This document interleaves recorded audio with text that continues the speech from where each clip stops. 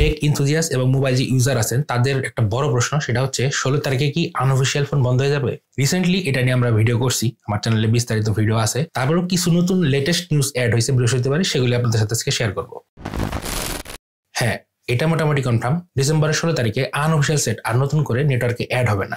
আর আগের যেগুলো আছে, মানে আপনার ডিসেম্বরের 16 তারিখের আগে যেগুলো ইউজ করা হয়েছে সেগুলো অটোমেটিক্যালি নেটওয়ার্কে অ্যাড হয়ে যাবে। তো এই সিস্টেমটার নাম হচ্ছে NEIR। তো BTRC এটা খুব ভালোভাবে পদক্ষেপ নিয়েছে এবং মোটামুটি 100% কনফার্ম যে এটা কার্যকর হইতে যাইতেছে। আর যারা আগের ইউজার আছেন মোবাইলের আনঅফিসিয়াল সেট ইউজ করতেছেন তাদের কোনো সমস্যা নেই, তাদের সেট অটোমেটিক্যালি নেটওয়ার্কে অ্যাড হয়ে যাবে, যেটাকে বলে রেজিস্ট্রেশন হয়ে যাবে। তো এটা করার মূল একটা ব্যাখ্যা দিচ্ছে বিটিআরসি থেকে এবং সরকার থেকে, সেটা হচ্ছে মেইনলি সিকিউরিটির কারণে এই জিনিসটা করা হয়েছে। তো আনঅফিসিয়াল সেট দিয়ে নানান রকম অবৈধ কাজ টাজ হয়, সেট চুরি হইলে অথবা কারো সেট কেউ চুরি করে এই জিনিসগুলো করতো, মানে অবৈধ নানান রকম কাজ করা হইতো, ক্রিমিনাল অ্যাক্টিভিটিতে এগুলো জড়িত ছিল। তো এগুলোই মেইন কারণ বলা হইতেছে, এটা বিশেষজ্ঞরা বলছে এবং বিটিআরসি থেকে বলা হয়েছে এবং আমরাও জিনিসগুলো মোটামুটি জানি, ক্লিয়ার। তো এইটা মোটামুটি সবাই এগ্রি করছে যে এটা হ্যাঁ NEIR ভালো জিনিস, এটা করেন। কিন্তু যারা মোবাইল বিক্রেতা আছে, মানে এত যে আনঅফিসিয়াল সেটের যে দোকানগুলো এবং যারা বিজনেসম্যান আছে, তারা কিন্তু এটা নিয়ে বেশ কনসার্ন করছে। কয়েকদিন ধরে আন্দোলন চলতেছে, আপনারা দেখতেও পারছেন, আমিও দেখছি, আমি খবর টবর রাখতেছি। তো তারা আন্দোলন করে যেটা সরকারকে জানাইছে যে আমাদের একটা ব্যবস্থা করে দেন। তো তারা ট্যাক্সটা কমানোর ব্যাপারে বলছে এবং এটা একটা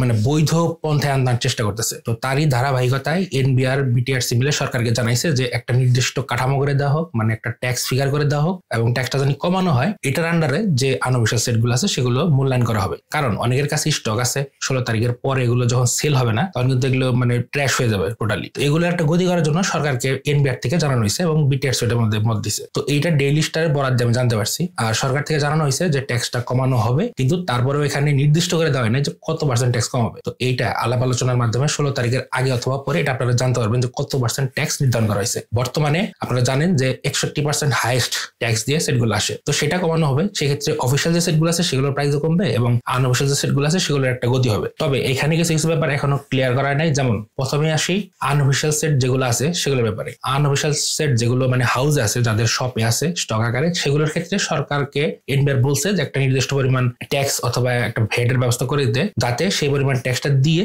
সেগুলো বৈধ করা যায়, অথবা সেগুলো রেজিস্ট্রেশনের জন্য কিছু সময় তারা চাইছে। যেমন মোবাইল ব্যবসায়ীগুলো এগুলোর ক্ষেত্রে 1 বছর অথবা 6 মাসের টাইম চাইছে। তো সরকার থেকে এগুলো এখনো ক্লিয়ার করা নাই। এটা আমি আগে বলছি, এখনো বললাম 16 তারিখের আগে পরে এটা নিয়ে বসা হবে এবং ডিটেল জানানো হবে, সেটা নিয়ে ভিডিও সামনে আসবে। তো এটা মোটামুটি কনফার্ম। আনঅফিসিয়াল সেটের ক্ষেত্রে সরকার থেকে যেটা বলা হয়েছে, একটা নির্দিষ্ট পরিমাণ অ্যামাউন্ট ধরে দিতে হবে রাজস্ব আকারে, যেটা আর কি তারা দিয়ে সেটগুলোকে বৈধ করে নিতে পারবে। এবং নতুন করে যারা সেট আনবে অথবা নতুন করে যারা বিদেশ থেকে আনুক অথবা যারা বিদেশ আছে তারা যে আসবে, সেক্ষেত্রে ট্যাক্সের মূল্যায়নটা এখন বর্তমানে যে পর্যায়ে আছে, কারণ নতুন করে এটা ট্যাক্সটা এখনো নির্ধারণ করা নাই। বর্তমানে যে পরিস্থিতি আছে সেটা আপনাদের বলি, যারা BMET আন্ডারে গেছেন, মানে বৈধ পথে বাইরে গেছেন, তাদের ক্ষেত্রে তারা একটা নিজের ব্যবহার করা সেট এবং সাথে আরো 2টা সেট এক্সট্রা আনতে পারবেন, মানে টোটাল 3টা। আর যারা কোনো কারণে ঘুরতে গেছেন অথবা কোনো চিকিৎসার কাছে গেছেন, ভ্রমণে গেছেন, তাদের জন্য একটা ব্যবহার করা সেট এবং সাথে আরেকটা সেট, অর্থাৎ টোটাল 2টা সেট আনতে পারবেন। এই ক্ষেত্রে তাদের কোনো ভ্যাট ট্যাক্স কোনো কিছু দিতে হবে না। তাহলে যদি আমি 2টার জায়গায় 3টা সেট আনি সেক্ষেত্রে ট্যাক্স দিতে হবে। অতিরিক্ত ফোন আনলে যে ট্যাক্সটা দিতে হবে সেটার নিয়মটা বলে দিই। এইখানে চতুর্থ যে ফোনটা আনলে সেটার যে ট্যাক্সটা আসবে সেটা কিন্তু CIF এর আন্ডারে হবে।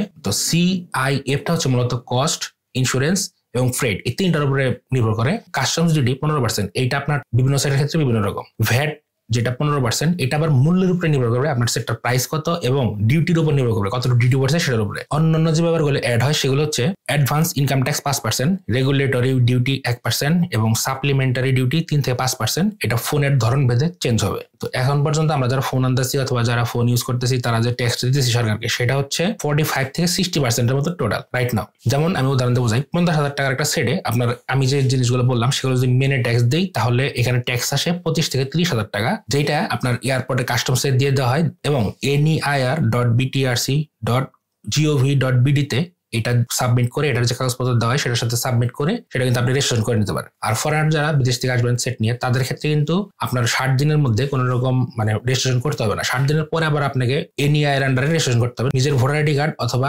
প্রয়োজনীয় ডকুমেন্ট দেখিয়ে। তো এই হচ্ছে বর্তমান যে অবস্থা। যে জিনিসটা ক্লিয়ার করা হয়েছে, এখনো ট্যাক্স ওই 60%-ই আছে, এখনো কমানো নাই। তবে এটা মাস্ট কমানো হবে, এটা আপনার 16 তারিখের আগে পরে জানতে পারবেন এবং বিস্তারিত আকারে এটা ভিডিও দেওয়া হবে। আর এটাও কনফার্ম 16 তারিখের পরে আনঅফিসিয়াল সেট আর নতুন করে বাংলাদেশের মোবাইল নেটওয়ার্কে অ্যাড হবে না এবং এক্সিস্টিং যে ডিভাইসগুলো আছে সেগুলো অটোমেটিক্যালি নেটওয়ার্কে অ্যাড হয়ে যাবে। আর যেগুলো যখন আপনি বিক্রি করতে যাবেন, মানে সহজে কিন্তু বিক্রি করতে পারবেন না, সেক্ষেত্রে অনেক কিছু প্রসেস আছে। যেমন একটা আপনার যে ভোটার আইডি কার্ডের আন্ডারে যে মোবাইলটা রেজিস্ট্রেশন করা আছে সেটা কিন্তু আপনাকে আগে ডিরেজিস্ট্রেশন করতে হবে। ডিরেজিস্ট্রেশন করার পরে সেটা যে কিনবে তার নামে রেজিস্ট্রেশন করে দিতে হবে। তো টোটালি ধরতে গেলে একটা গাড়ি কেনা বেচার যে ব্যাপার সেই টাইপের হয়ে গেছে। তো অনেক সহজ করবে সরকার বলছে, এটা অনেক সার্ভিস অ্যাড করা হবে, সিমের সার্ভিস এখানে অ্যাড হবে, সিম কোম্পানি রেগুলার সার্ভিস দিবে। তো বহুত প্ল্যানিং আছে, ডিটেলস জানানো হয় নাই, তো ডিটেলস জানা মাত্র ভিডিও দেওয়া হবে। তারপরে আমার সাজেশন আপনাদের এটাই থাকবে যে মার্কেট খুবই আপ ডাউন করতেছে, ধরতে গেলে এখন মোটামুটি কমে যাচ্ছে, সামনে বাড়তে পারে কমতে পারে শিওর না। আমার অনেকে কমেন্ট করছেন যে ভাই সেট কি কিনবো, বাড়বে কি কমবে। আমার মতে রাইট নাও যে মার্কেটের সেট গুলো আছে, এক্সিস্টিং যে প্রোডাক্ট গুলো আছে সেগুলো ভালো একটা প্রাইস দেখলাম, ম্যাক্সিমাম দোকানে দেখবেন যে ছাড় চলতেছে। তো নেওয়ার উৎকৃষ্ট টাইম, যাদের বাজেট আছে, নেওয়ার চিন্তা ভাবনা আছে, নিয়ে ফেলেন। আর সামনে কোনো আপডেট আসলে অবশ্যই জানিয়ে দেওয়া হবে। তো এই ছিল মোটামুটি আজকের ভিডিও। দেখা হচ্ছে নেক্সট ভিডিওতে অন্য কোনো টপিক নিয়ে। আজকের মতো বিদায়।